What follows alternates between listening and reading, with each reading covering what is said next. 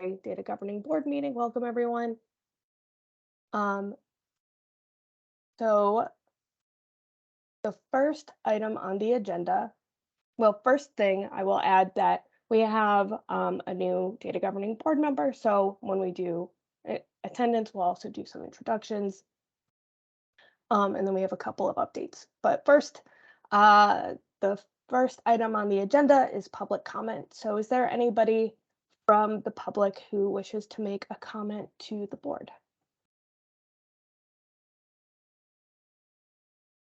Anybody? Anybody from the public?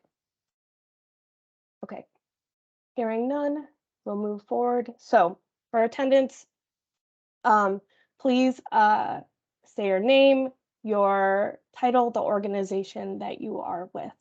And so kick things off. Ram. Ram, I'm Chief Operating Officer, Office of Higher Education. Bob. Bob Berry, manager of the database team in BITS. Julie. Julie Bezai with Connecticut Office of Early Childhood Education Consultant with Data Projects. Patrick.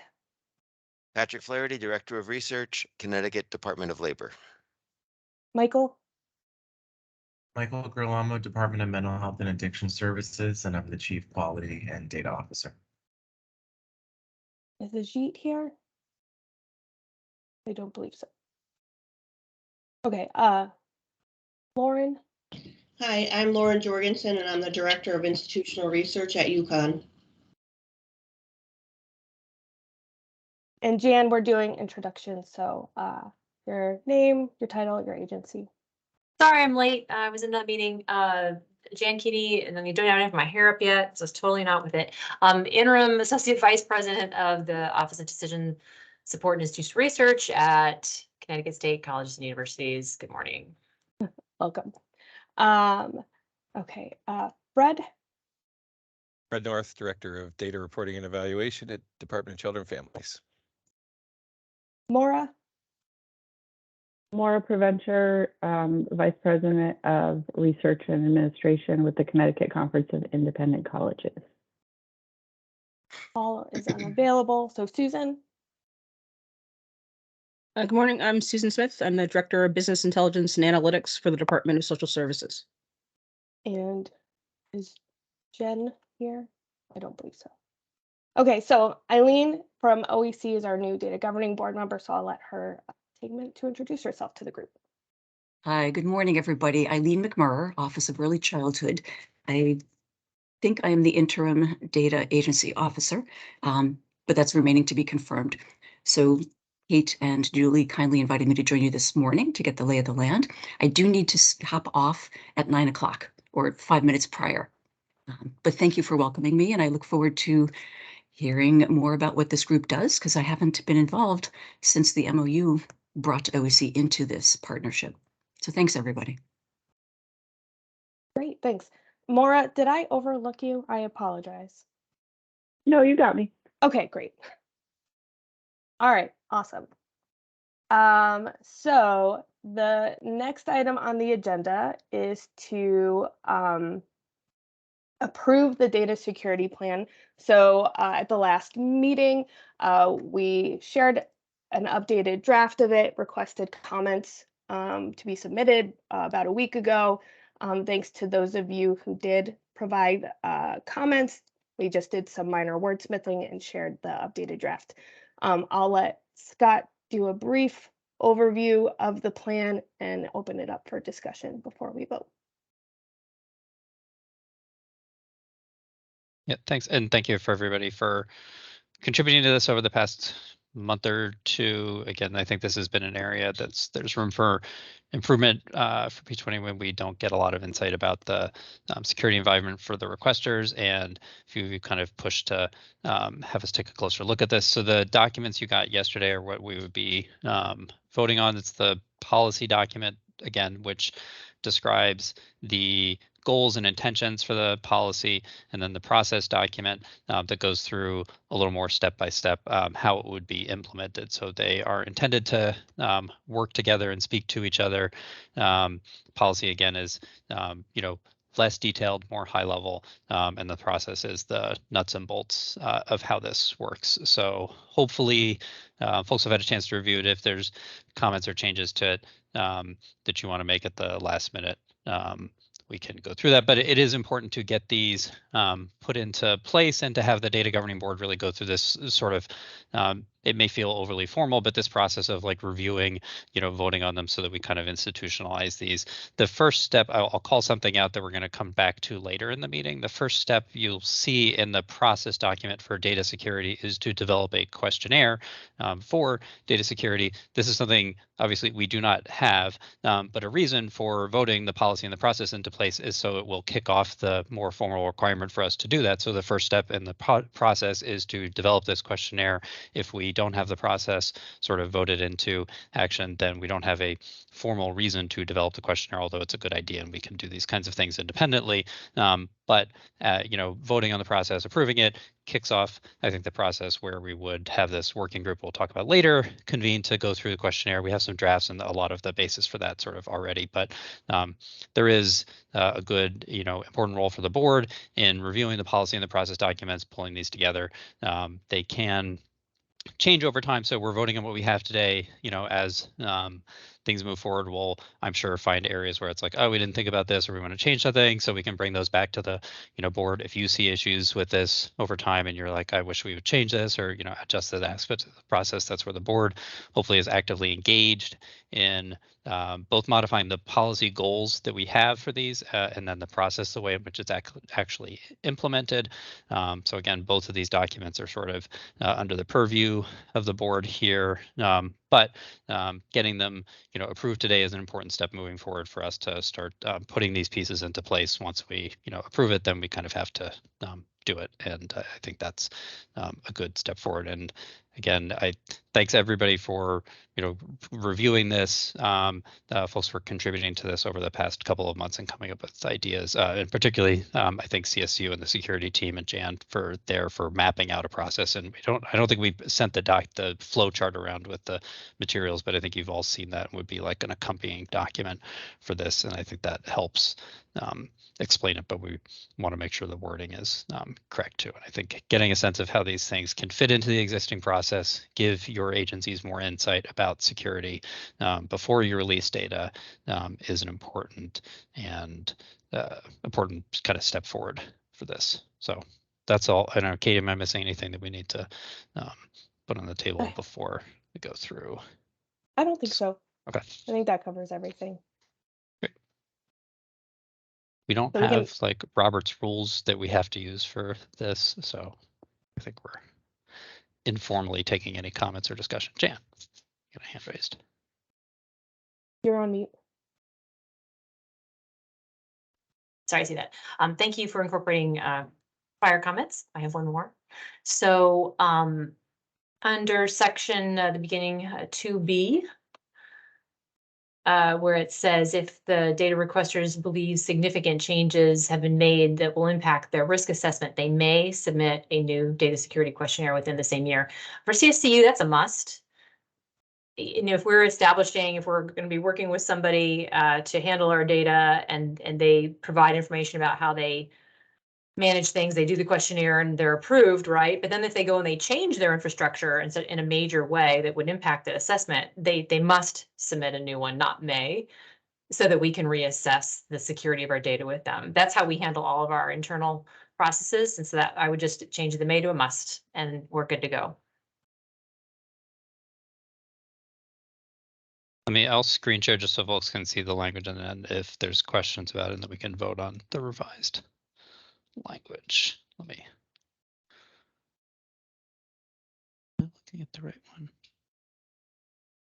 Here, so Jen saying 2B, it says data requesters believe significant changes. So this is the requester, like, again, I know we have folks from Boston Consulting Group. If Boston Consulting made changes to their security environment, if Yale made changes to security environment, if a state agency that is a requester recipient of data makes significant changes that will impact the risk assessment that agencies may make, then we have this as may. I think, Jan, that seems reasonable, that if the again, we're relying a lot on the requester itself to make this determination. Do they believe significant changes have been made? What is a significant change? We have little sort of transparency about that, but if they do believe that a significant change has been made, then they must submit a questionnaire. I think that seems to me like a reasonable edit. I don't know if other folks have questions about it. I'll just put the little track changes so you can see the edit. Is it on? No. Sure. Jan, is that getting what you're asking? Yeah, thanks. Yep, that makes sense.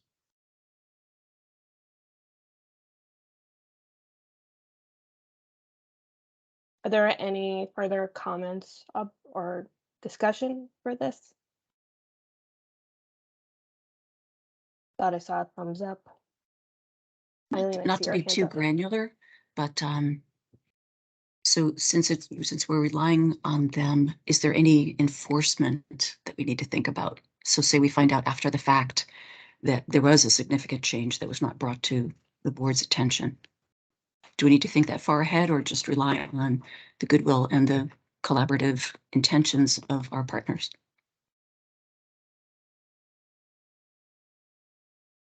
Yeah, I think that's a good question. This is so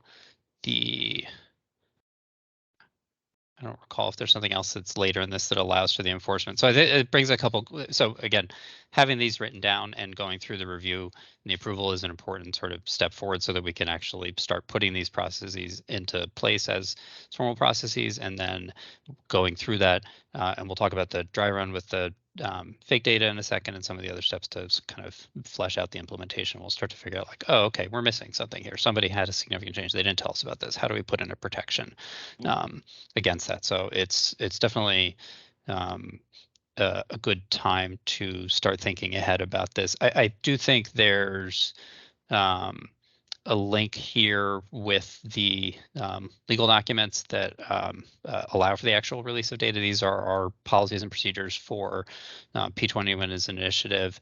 The agencies agree to these, and we have some requirements in the data sharing agreements that they're agreeing to those too. So you could, I think the enforcement is essentially being able to end the data sharing agreement. I'm not sure what we could do beyond that, and require the return of the data and so on. And there's language about that in the data sharing agreements. I'm not sure what else we would be able to do to enforce this. You could ban future requests of data.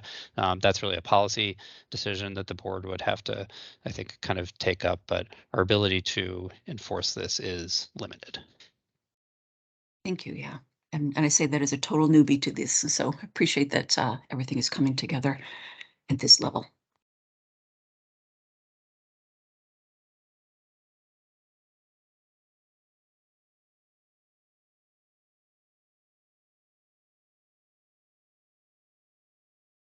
I'm gonna stop screen sharing. Okay, so any further discussion?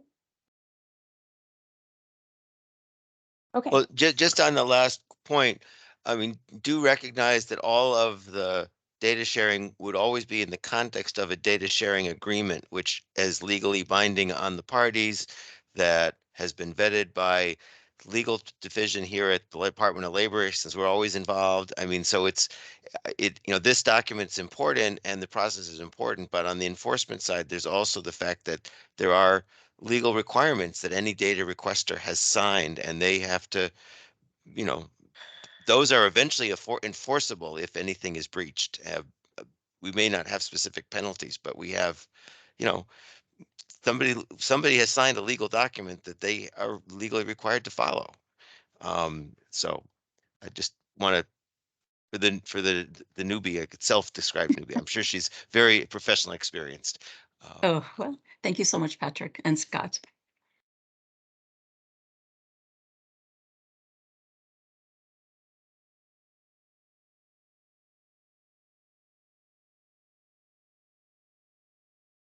Any further discussion? Okay, so if there is no further discussion, we are going to vote to approve this policy and process document. Please use the reaction hand raise. And if you could just leave that up for a minute so I can make sure I capture everyone's vote.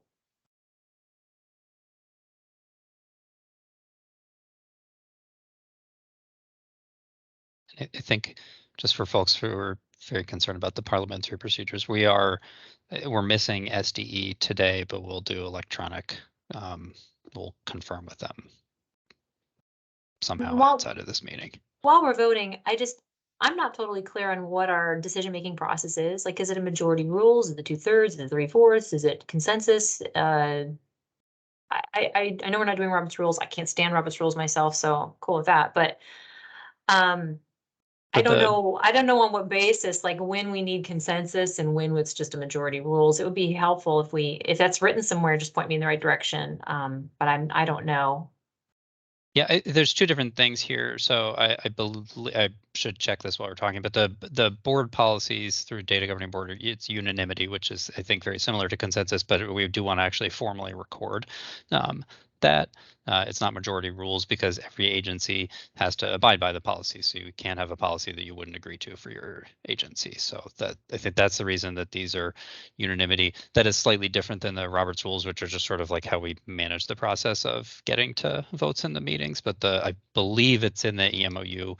And if it's not, this is like a good edit for us that both the executive board and the data governing board, they're through unanimity, which is similar to consensus, but we do want to sort of formally capture it. And so like Ajita's not in the meeting. Let's make sure that, he from State Department of Education, there's not something that he's like, oh, I don't think that's a good idea. So we want to go and formally, track him down and make sure he agrees with that. And if he says no, then it's not a policy because we can't have a policy that one of the agencies doesn't agree with.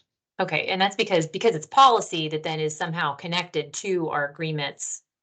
The agreement's going to say something according to said policy, and then that's the policy that then it gets legally connected in. So we need to make sure that if we're approving the policy, we're okay with that language in terms of being a part of the legal agreement. I know we still don't have we're working on our agreement with you. So, but they're connected. Okay, that's really helpful to understand that when we make these votes, we are actually saying this will be a part of our overall agreement and then taking into consideration that context. Okay, thanks for that clarification.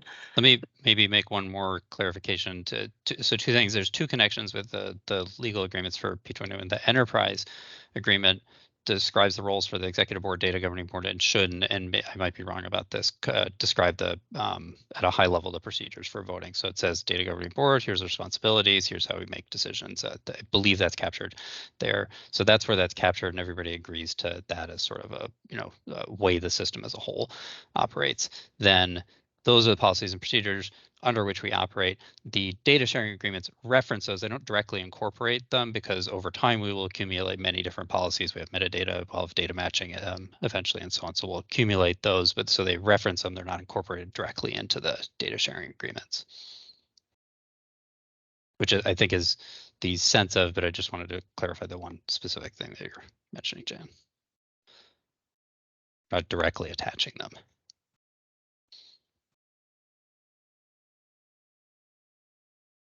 Okay, thank you, everyone. You can put your hands down now if you want. We will also be adding, as the board approves these policies and processes, they will be added to the data governance manual as well. So how many votes do we have out of total members? Because our group has grown. I don't know where we stand. So we have votes from 11 folks with 2 people absent who are voting electronically via email. Okay, thanks. So everyone votes in favor so far. Okay. Thanks, everyone. So Bob and Scott, you still have your hands up. Do you have? Just enthusiastic. Okay, great. All right, thanks. So we will return to the data security working group, but thank you all for voting on this. The next item on the agenda is a dry run update. So we sent you materials last week with some instructions and fake data, and I'm gonna let Ashley bring us up to speed on where we are. Yeah, thank you, Katie, and good morning, everyone. The email outlined a couple different instructions for you on how to move forward. You had a deadline this morning to get your matching data into SFTP folders for DOL. I'm not sure if everyone did. We don't have access to it, so I do have to check in with the folks at DOL for an update to see that the files were put in the SFTP folders. If you haven't done that, if you can get to it by the end of today, that'd be great. If something comes up, please email me, let me know, and we'll work on out something.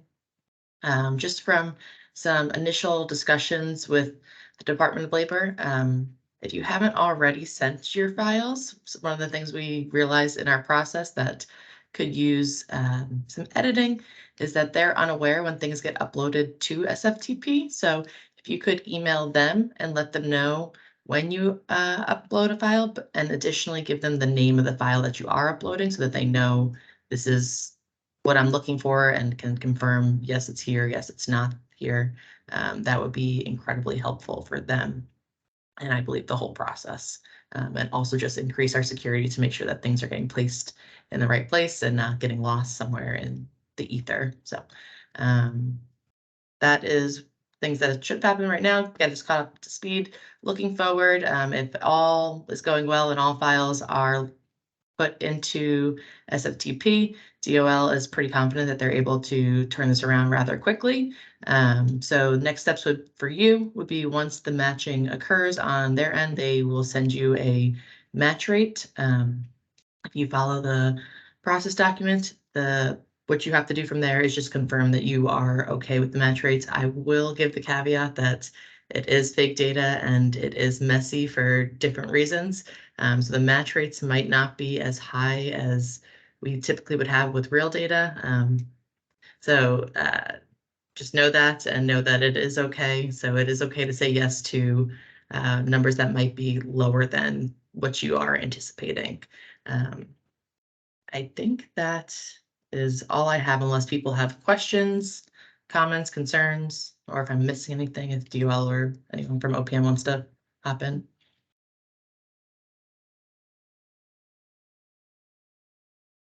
Okay. Well, if anything comes up, the line of communication is open, so let me know. Great. So we're looking forward to working with all of you on this. So the next item on the agenda is working groups. So at the last meeting, we discussed creating two different working groups. One that's going to look at new potential data matching technology, especially as our system grows. We want to make sure that the technology we are using is going to meet our needs. So we're still in the process of forming that working group. I know a few of you had volunteered at the last meeting. If you could let us know now or in the chat or via email if you want to participate. Otherwise, Ashley and I will probably be reaching out to some of you folks to join that working group and help us out. Ashley, I don't know if you have any, or Scott, if you have anything you want to add on that working group specifically. Cool. Nothing? Great. All right, I will add something. Sorry, just two things. One, Jan provided some of the materials from when the original matching tool was selected, which were really helpful, just different tests. And so I think that first, thank you for doing that. And I anticipate we'll start to see some of those kinds of things pulled in where it's like, what are the kinds of things people are looking for? What do we want to make sure the matching technology does? I will add, and some of you probably got these emails, it does seem like there's some uncertainty about the future of the tool that we're using for data matching. We don't really know exactly what's going to happen to it, but it does seem like it's worth digging into regardless, because the cloud of uncertainty is not a great thing to have over something that's pretty central to this enterprise.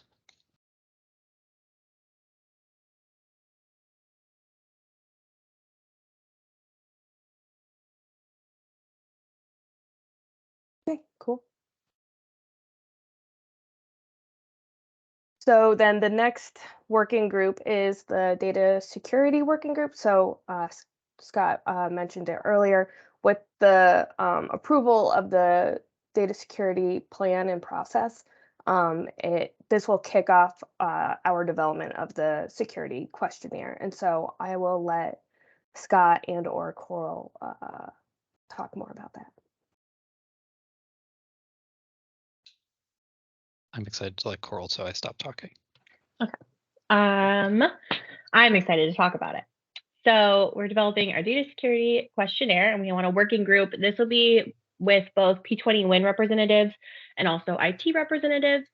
So if you would like to be a member of that working group, or you know individuals from your agency that you would like to be a member of that working group, please email us, or we will be in touch via email about signing up. Is there anything else you would like to add, Scott?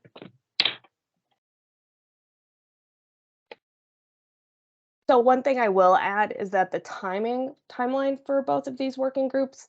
So the data security working group will probably meet. You will decide your cadence, but it will probably be about a 2 or 3 month process to develop this.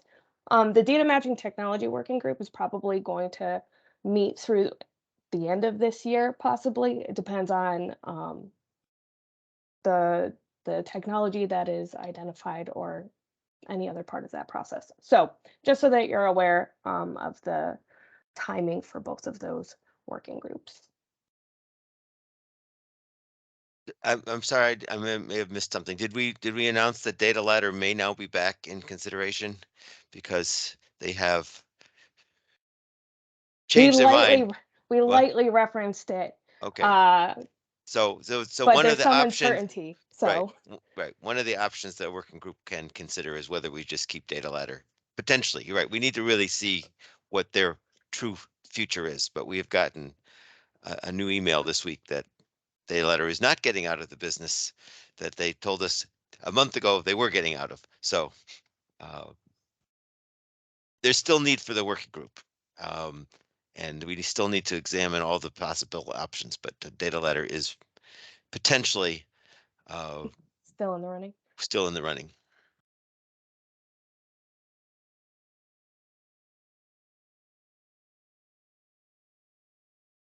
So we will be in touch unless you guys reach out to us first. But we want to get these working groups established and meeting in the next couple of weeks. So the next item is an equity assessment tool that Susan's going to go over. So part of our work with the equity and practice learning community and part of the focus of P20 WIN as identified in the EMOU is to identify ways to promote equity in our data system. And this assessment tool is one tool that's in development to do that. So I'll turn it over to Susan. Sure. I actually did a couple of slides, so I'll share. You teed up some of it, so I'll skip over some of those pieces. Can everyone see? Yep. All right. Yes. So this just kind of lays out, obviously some of the components of it. So the level set, and hopefully this will be helpful for our new attendee in terms of the ideology of this tool. So just a little bit about kind of why we're doing this. As Katie noted, that the grant that we have from AISP is providing us with technical assistance to kind of center equity within data integration, data sharing. And this particular tool, this assessment framework that we're developing is something that we identified as one of the deliverables with respect to receiving that grant. So some of kind of why we're thinking that this might be helpful would be to assist with that level setting about what do we mean about kind of centering equity in the data request phase of P20 WIN. How do we kind of better concretize the concept of equity within, a data sharing, a data integration process and review? aiding with greater consistency in some of the review process and approach. And obviously, knowing that the success of our work here in data integration is really interdependent across multiple agencies. And last, to really just kind of aid with some of that discussion, ensuring that it's, kind of robust and sound and rounded, that, obviously that, that we're thoughtful and careful about how we're, what data we're sharing. Obviously, many of our agencies collect very sensitive data, and that integration process, I think, heightens, some of that sensitivity of those data. So, obviously having some kind of an approach and a framework where we are consistently thinking about, protection, that privacy of the data and equity. So I also just kind of really want to highlight that we call it kind of equity, but protection and privacy are also underpinnings of that. So, the data security questionnaire that we may be developing, that's something that we can certainly, reference in this document once it's finalized. But this is just meant to support some of what I think we all are, acutely interested in making sure that the data that we share is held securely and is protected. The general components that we're looking at, including in this framework, are helping folks to think a little bit about their sharing authority. So, am I able to share these data? Do I have the legal authority to kind of share these data? What data am I able or willing? What data am I willing to share at what level? So, so for example, we'll get requests and folks are asking for everything under the sun.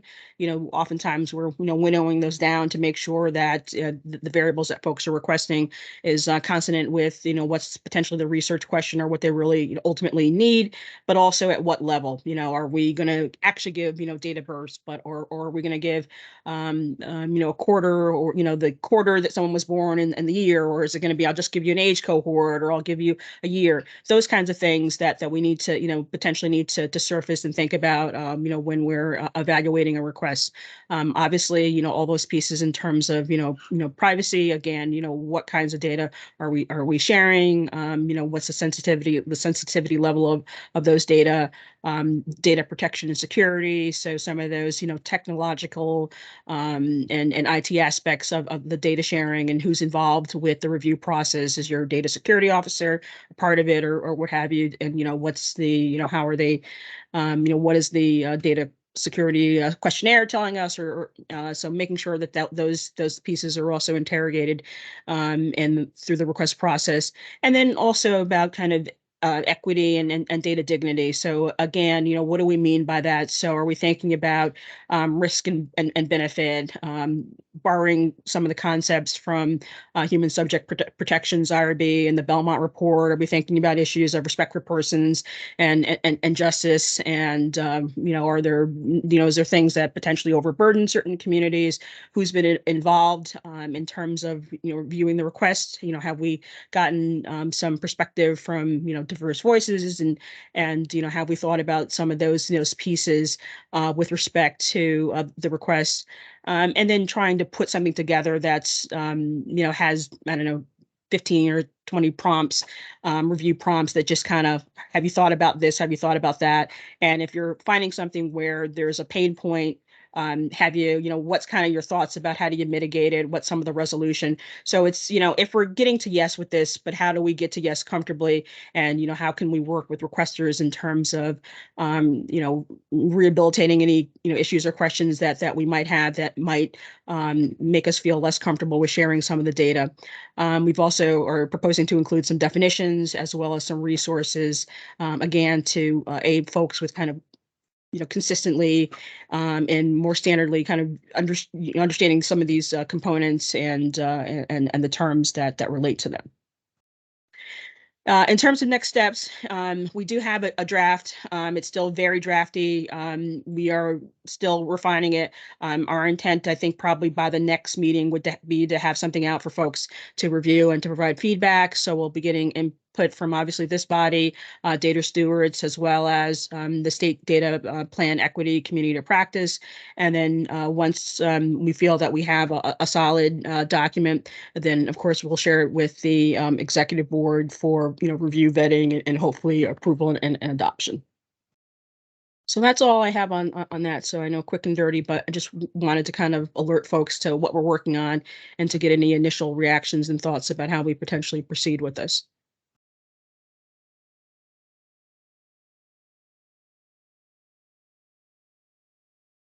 Are there any thoughts, comments, or questions about this?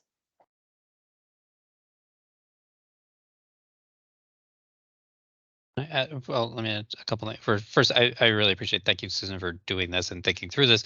I think we don't have a framework or much less a holistic framework for how requests are reviewed. Every agency kind of does it on their own, under their own terms. We don't have ways of prioritizing things. We don't have a list of prompts that people would use in the review process. So that is something that we don't have in a ton of depth now. In any way we can encourage kind of consistency and transparency about that for the requesters, I think it is helpful.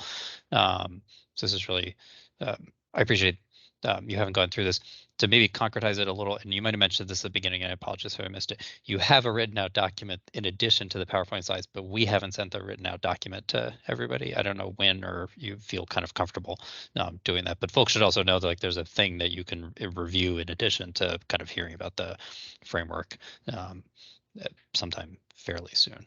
But Yeah, I know we have our meeting today with the folks from AISP, and I think we still. I don't think I've gotten feedback from at least the core membership from OHS and folks. So that's what we're kind of waiting for, is just to get that initial group feedback and our technical assistance consultants feedback, and then I'm happy to share that more broadly.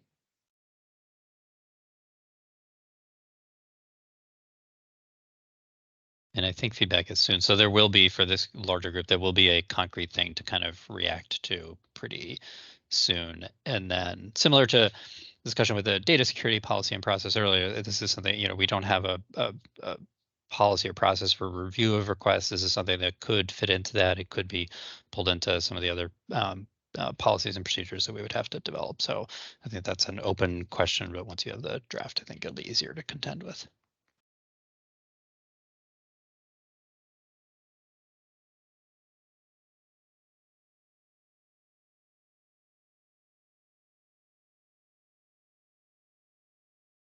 Any further comments, questions, thoughts? Well, thank you again, Susan, for doing all of this work. Really appreciate it. Very excited to see where this goes. So then the next item on the agenda, we're just blowing through this morning. So then is the data request summary. So we really don't have any updates on the data requests that have been submitted. We're holding steady right now. There has been preliminary feedback given to BCG for the disconnected, disengaged use request. So those participating agencies should be, we should be sharing an updated draft of the data request, and hopefully we will share that with you soon. But other than that, I do not have any other updates on data requests. If any of you are aware of data requests that could be coming in, please keep us in the loop.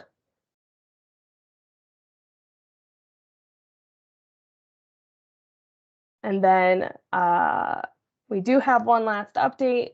So as we know, Commissioner Gifford was initially the commissioner of DSS. She has since been made executive director for the Office of Health Strategy. We will have a new commissioner of DSS, Andrea Barton Reeves, will be joining us at the next executive board meeting.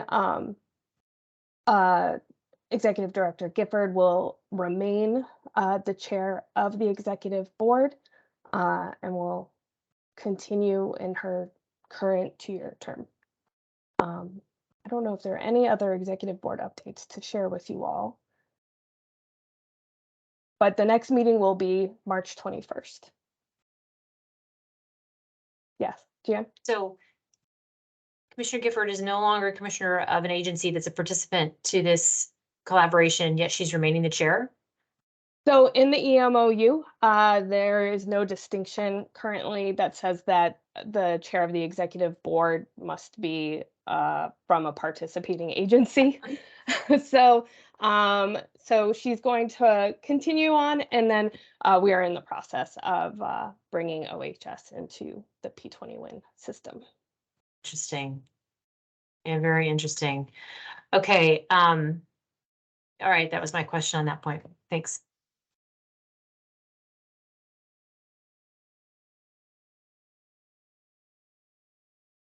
And are there any other comments or questions? Yeah. Risk of being a complete pain in the ass. I do have something that's on the agenda, and it goes back to the breach situation. I know that there's been, you guys wrote up a document that described what was happening and some remediation efforts.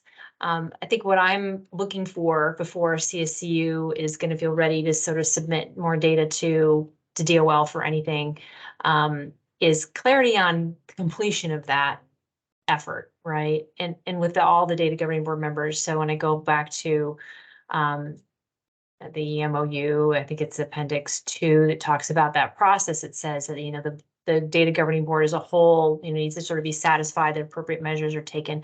And I'm hoping you guys can tell me what your plan is for, like, how are we gonna, as a group, fully understand and know that we're in a place where we're comfortable moving forward. Yeah, I can speak to that. I think that I believe probably the next meeting is the time to confirm that. We're considering that for today, but I think that the fact that the test run, the dry run with the data is one of the components of that. And this is an important opportunity for us to learn about the hitches in the existing process. So I think we'd like to wait for that to complete before confirming it. But every other aspect of that, as far as I understand, and Patrick can correct me, is in place. And so we have the file naming convention, the file controls at Department of Labor, the notifications, all those pieces are in place. I think we'd just like to see this dry run with the data play out before coming back to the board, because that will identify, is there something else, you know, that we need to attend to. It is really like the process is what gives rise to these incidents. Human error is the thing that you know, precipitates it immediately, but that human error is embedded in this process. And so until we sort of test this process out with all agencies in an expanded system, I don't think we feel confident coming back about it. But I think the next meeting we would be able to come back and say, like, okay, we've gone through this, you know, we really understand the process is written out. We've gone through this with, you know, fake data and sort of risk-free environment. But I believe every other aspect of that, and Patrick, you correct me if I'm wrong, but is in place. All the notifications and the internal controls at DOL are there. I think to that end, Jan, I mean, in my opinion, you should feel comfortable proceeding, but that's a decision that you have to make on your own, I think. Is there any documentation? Maybe this is Patrick for you. Like, have you guys put anything together, sort of an internal playlist or anything that you could share with the group to help us kind of be like, oh yeah, okay, they've got it, no problem? Well, I guess I don't, I mean, we shared the document, we shared, I thought we went through this last meeting and I thought everybody was satisfied. So if you need more, Jen, you got to let us know what you need. We shared the document last meeting as to exactly what we're going to be doing, and we are doing it. So what more do you want? I'm serious. That's a sincere question. We are happy to. You just have to call me, Jan. We will give you whatever you want. There's no secrets here. We're a public agency. We are obviously we have confidential data that we keep secret, but the process and what we use and who's doing what is all very transparent. And we are happy to talk to you about it, show you anything we have. We have logs and logs of logs and backups of logs now. We are making sure that this person is not doing what the other person was doing. So everybody is in keeping track of what we're doing exactly as described at the last meeting. Okay. And everyone at this meeting, last meeting, seemed very happy with the plan that I outlined. And if it didn't have enough detail, you got to let me know what more you need. I thought we were done. And I do think we are learning things through the dry run that will make the next step even better. But in terms of the breach, I thought we were done. So if you don't think we're done, you got to let me know. I appreciate that, Patrick. I appreciate what you're saying right now. I think it's been hard for me to distinguish what's been something that OPM has written just in terms of their summary about what happened versus what is actually happening in terms of corrective action from DOL. So I don't know. I didn't know that that document that went out was actually something that you provided. I didn't know. So I don't know your logs. I haven't seen your logs. And so this is part of this process going through dry run, I think is great. And I agree with Scott that kind of getting through this process is a part of knowing whether or not we have all the corrective action sort of pieces in place. Like with the logs for keeping track of the files going places, how does that actually work? So I'm hoping that, though, I guess what I'm hoping for as a group, as a collective, it's not just about CSCU, it's about everybody, all the data governing board folks feeling like they have enough information to know that the process going ahead is as they need it to be. And so Well, maybe well, after, Jan, I felt that everybody had that information at the last meeting. well, it's If not you just would a- like to see our logs, you need to set up a meeting and we will show you our logs. We are All right. happy to show you our logs. Patrick, I'm I'm not going to sorry. do it in a public meeting like this because I think it's a waste of time for all the people that are in this meeting. But if you want to see our logs, we are happy to show them to you. Yeah. This is not a secret organization over here. This is the Patrick. Connecticut Department of Labor. So if you need more, you got to call me and ask for what you want, and we will show it to you. I've I don't know what else obviously, to say. okay, Patrick. I presented a plan last meeting. Everyone in this meeting said it was great. I got compliments afterwards, and I appreciate those. And then at this meeting, you say you want more. Well, you got to tell me if you want more. And I'm just I think in the interest of I both time I and kind of getting to the core issues, maybe we can take this offline. I Okay, think, Jan, to I your just need to point, clear the air a little bit, Scott. I'm not trying to offend you, Patrick. I know You're you not worked very offending hard me. on this. You're not What offending I'm just me. looking It's for that is, can I please respond? Okay, I appreciate what you've done. When the document came out last time, I didn't see that as being a wrapping up of this event. So I need to go back to that. But I also just think as a group, because the process is that the data governing board as a whole is satisfied and taking the appropriate measures. I haven't heard any discussion like, I haven't heard that. I was in the last meeting too, and I didn't come to that conclusion. So my perspective was different. Maybe everybody else is totally fine with it. Maybe whatever. To me, it's super important. And I think having some sort of a discussion after the dry run to kind of talk through lessons learned, how did it work, documenting that would be fabulous. And that probably would be the end of it. I was just looking for a sense of closure since this has been going on since September. And I appreciate you, Patrick. I appreciate all the changes you've done. I know it's been enormous. I know that Shian has been doing a lot in terms of, facilitating the movement of files, and that's fabulous. I'm just looking for some closure point with the whole group, not just CSU. It's not about me. It's with everybody, so that we can all feel like we can move ahead. Thank you for allowing me a moment to reply. And I'll just quickly second that this is Michael from Demas. It's not an attack on DOL at all. It's just that it was a human error mistake, but I didn't have the sense that we're all tied up and ready to go. And that was the purpose of doing the fake data run, was to help tie that up. So I do agree that I think we need a sense of closure next time. And Ram, I'm sorry, I think I interrupted your hand, so sorry. Oh, this is just off topic, but my son, built this here for President's Day as a project. Figured he'd share, that's all. Thanks, guys. Amazing. At the chance of offending anyone, I actually too did not feel it's a done deal. So I would just like to say that I am not signing off on anything or comfortable or with anything either at this point. So no offense to anyone, but that's where we're at UConn also. I will say from the governance process, we sent out I agreed that the report is describing the steps, and we have not reached the closure where we said we've implemented all the steps. And I think, like we were saying, we're hoping to do that at the next meeting. But if there are specific questions or considerations, we send the drafts out to get that type of feedback. There's something I'd like to attend to. There's something I need more information on. And if people can provide where you have specific questions or you need further clarification, we can't provide the documentation without a sense of what that what that is. But we're going through this kind of step by step to say, here are the steps we're putting in place. That, you know, I believe that those are implemented. Once we go through this dry run, we will document that all those steps are implemented. But if there's something that is lacking in what you've received, you have to I will reiterate what Patrick said. You have to tell us, you know, and then we can attend to it. But if we don't know what is missing, we can't, you know, fill that gap. Yeah, and I just want to say I'm not offended. I'm just surprised. That's all. Because if people have questions, they need to ask. If people want to see more information, they need to tell me what they need. And I'm happy. I mean, obviously, I would love to bring this to closure, obviously. So We may not know what questions we have yet, though. So, I mean, in Jan's defense, if she's thought of something since the last call, perhaps that person might come back with a question. I don't know if I could have future questions as well, you know? So UConn researchers were involved in the breach. So, you know, we have kind of a little bit of a, you know, concern about the whole thing.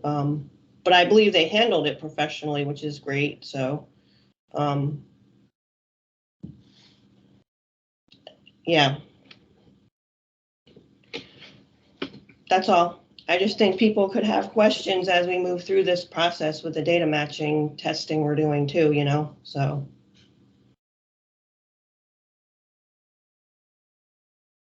That is why we are testing it.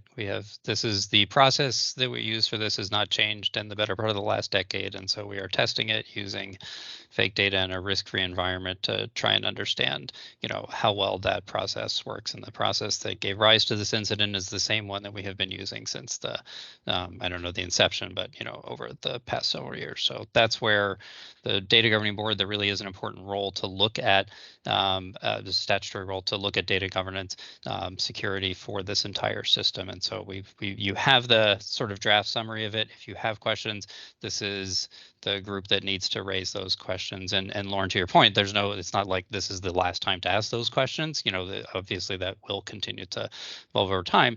But when when we send them out, if there's something you think like I'd like further discussion on this, or I have questions, or I want to talk to the labor folks, that is all entirely fair game. You get the documents from OPM because we convene the governing bodies for this process. This is obviously one that's closely drafted with DOL and State Department of Education and CSU in this case as the impacted agencies. But you know, we're the ones who send the emails.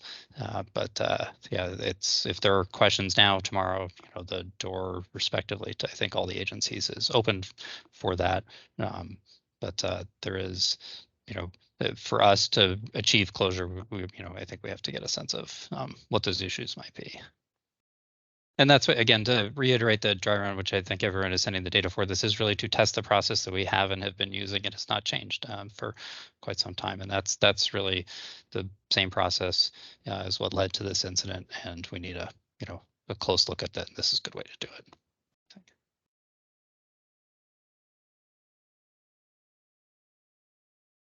And thank you, Ron, for the Legos. Oh, that's depressing because Lego left Connecticut. So that's. Well, you'd be surprised. You know, who knows what can happen in the future. Yeah, this will bring it back.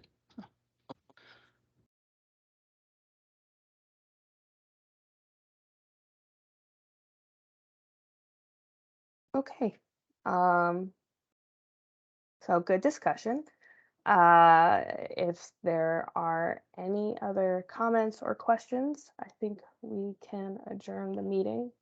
Are there any final thoughts? This is Bob. I just have one question. Do we have requirements written up for the data matching tool? No, I think that's the work of the work group is to come up with the requirement. There's some, I think, like high level statements, but part of the work group is to say, here's what the actual requirements are for this. Okay, great. Thanks. And thank you, Bob, for volunteering for that too, by the way. So I appreciate it. You're welcome. Okay. Thank you all. It is 9:27. I hope you all have a wonderful weekend. Thank you. Likewise, Thank everyone. you. Bye-bye. Take it easy.